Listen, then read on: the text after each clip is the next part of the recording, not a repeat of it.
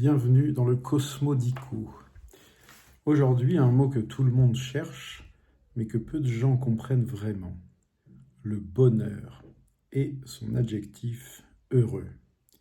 Nous allons voir que ces mots ne disent pas ce que l'on croit. Ils ne parlent ni de hasard ni de possession. Ils parlent d'observation et d'alignement, de lecture du ciel et d'accord avec le temps. Commençons par l'origine. Bonheur vient de l'ancien français heure, H-E-U-R, un mot aujourd'hui disparu. Heure signifiait chance, fortune, présage et augure. Et heure venait du latin augurium, c'est-à-dire l'observation des signes célestes, l'interprétation du vol des oiseaux, la lecture des configurations du ciel. L'augure était le prêtre observateur, celui qui savait lire les signes envoyés par les dieux.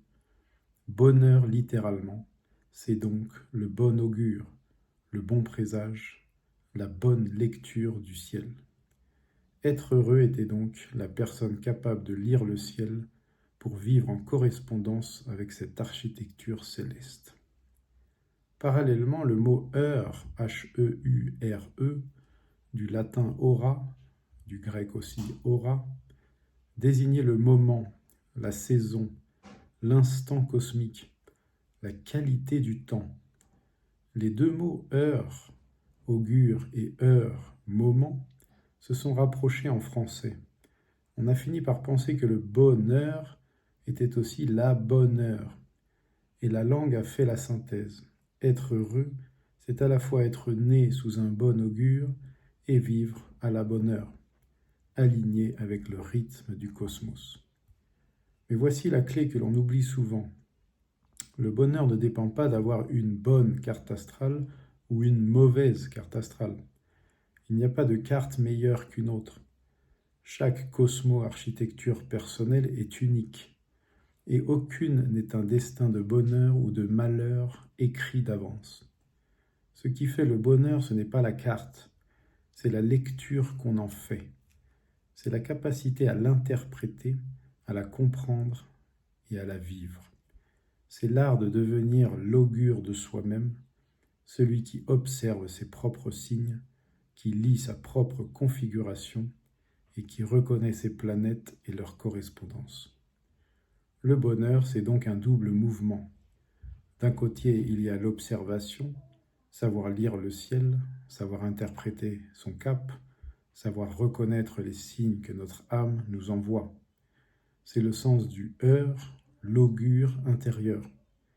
De l'autre côté, il y a l'alignement, savoir être à l'heure, savoir accorder ses actions au rythme du cosmos, savoir ne pas lutter contre le flux. C'est le sens de l'heure, la synchronisation. Un bonheur sans lecture est aveugle. On subit les signes sans les comprendre. On est heureux par hasard ou malheureux sans savoir pourquoi. Une lecture sans alignement est stérile. On sait qu'il faudrait faire, ce qu'il faudrait faire, on voit les signes, mais on agit à contre-temps, on n'est jamais à la bonne place au bon moment. Le vrai bonheur, celui dont parle l'étymologie, est la rencontre des deux. Savoir lire et savoir s'accorder. Être son propre augure et être à l'heure cosmique. Devenir heureux, c'est donc apprendre à lire sa carte astrale, non pas pour prédire un futur tout fait, mais pour comprendre son propre temps. Quels sont mes cycles? Quels sont mes moments favorables? Quelles sont les planètes qui demandent à s'exprimer aujourd'hui et lesquelles ont besoin de repos? C'est aussi apprendre à s'accorder, ne pas forcer quand le ciel dit « attends », ne pas reculer quand le ciel dit « avance ». C'est danser avec le rythme, non pas contre lui. Ainsi, le bonheur n'est pas une destination, ce n'est pas un état permanent, c'est une justesse, un accord. C'est le plaisir subtil d'avoir su lire l'heure juste et d'y avoir agi. Parfois, la bonne heure dure une seconde, parfois, elle dure une saison. L'important n'est pas sa durée, mais notre capacité à la reconnaître et à nous y abandonner. Le chemin que nous avons déjà parcouru, désir considéré et plaisir, est le chemin du bonheur. Ce n'est pas la carte qui rend heureux, c'est la lecture.